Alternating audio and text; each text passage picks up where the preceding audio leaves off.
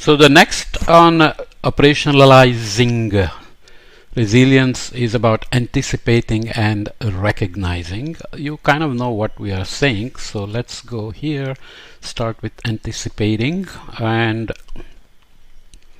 pointer up.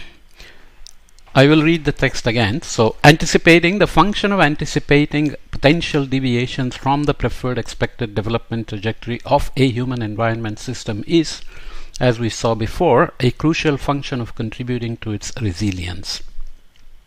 It's a fundamentally proactive function in the sense of focusing on what has not yet happened. Even in the midst of calamity, anticipation is continuously providing input regarding what may happen in the human environment system at various future points in time. You can never stop anticipating. Though the time period to these points tend to be shorter and shorter, the more precarious the immediate situation is.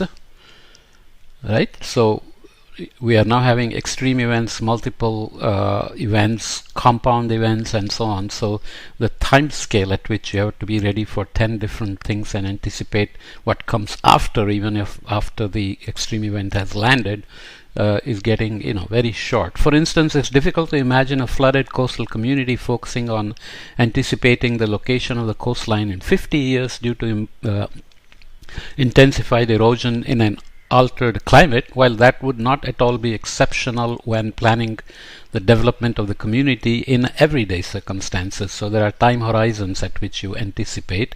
There is no doubt that the flooded community in this example makes the right priorities when focusing on more pressing issues, such as anticipating the level of floodwater tomorrow, the number of evacuated people to care for then, etc. But it's not always the most urgent that is the most important. So you want to deal with what's on your plate, but that's necessarily not the most urgent thing in the bigger picture for sustainable development. However, the urgent has an unfortunate way of claiming precedence over all else on our human minds, diverting our attention away from what might be more important, with the notion of attending it as soon as the first urgency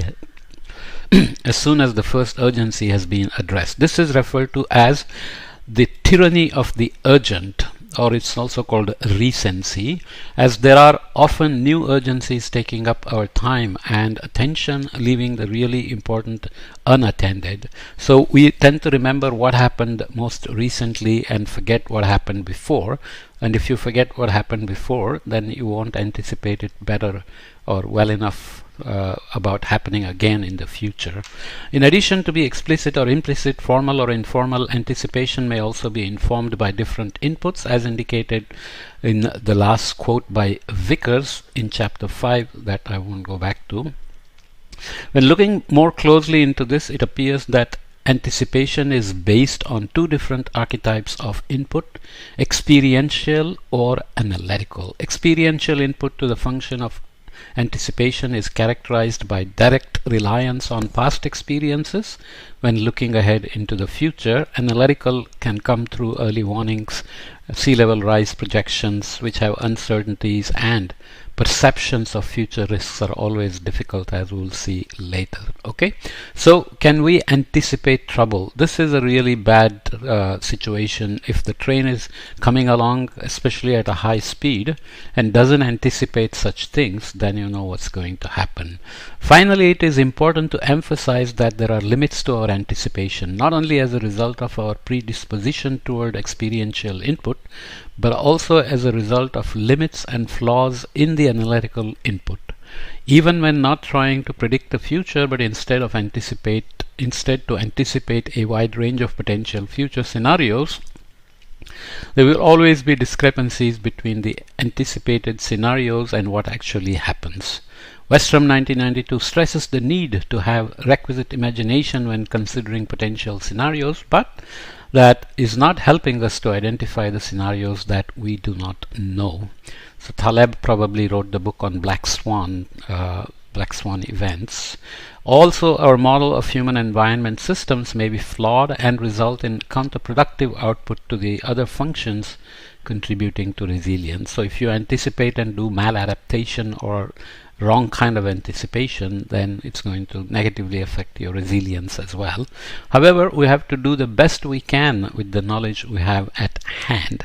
So you are in some sense calculating risk to build resilience, and you have to be prepared for uncertainty for sure, and sometimes ambiguity as well, right? So we'll move to recognizing. First, read this.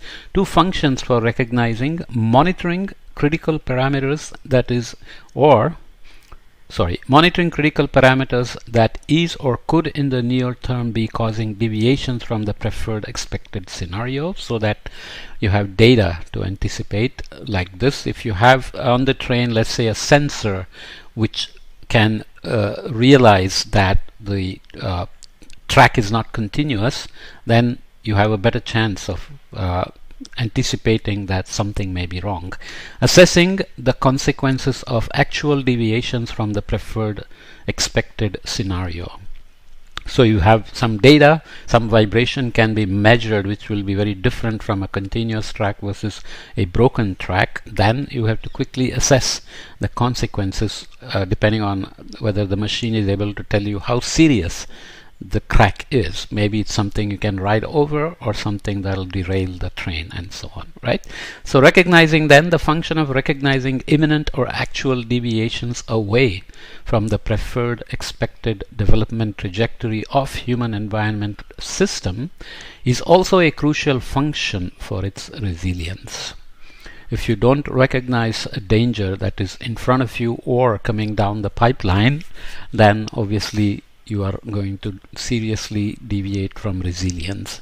It has, in other words, both a proactive part and a reactive part, which constitute functions on a lower level of abstraction. Although these constituent functions are in themselves rather straightforward, they are unfortunately also complicated by fundamental cognitive biases that are presented later in this chapter. So unfortunately, I cannot read the entire chapter, but you should go back and read it, because some of these cognitive biases are very important, and sometimes they are severe handicaps. Some may help you, evolutionarily they may have evolved to help you protect yourself against danger.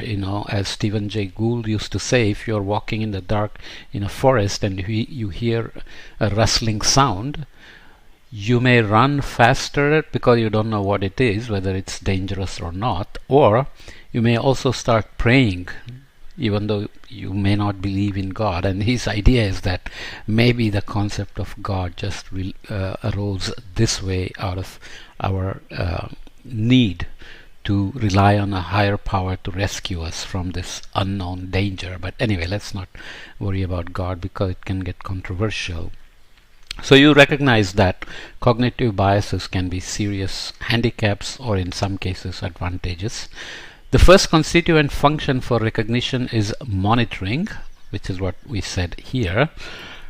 This function focuses on continuously monitoring critical parameters in the human environment system that is or could in the near term be causing deviations from the preferred expected development trajectory, which we'll see in a minute. These parameters are generally selected based on the output from the functions of anticipation or learning, and are monitored through a wide range of different means. A good example of this is now that we have been collecting seismic data for a long time, and we are not really good at predicting earthquakes. Many attempts have been made, and Google keeps announcing that they made a successful prediction of an actual earthquake a few milliseconds or microseconds ahead, which may sound unimportant, but it shows that there is potential predictability. How do they do it? They use all the past data and use AI, artificial intelligence, and machine learning to understand how seismic signals evolve just before an earthquake.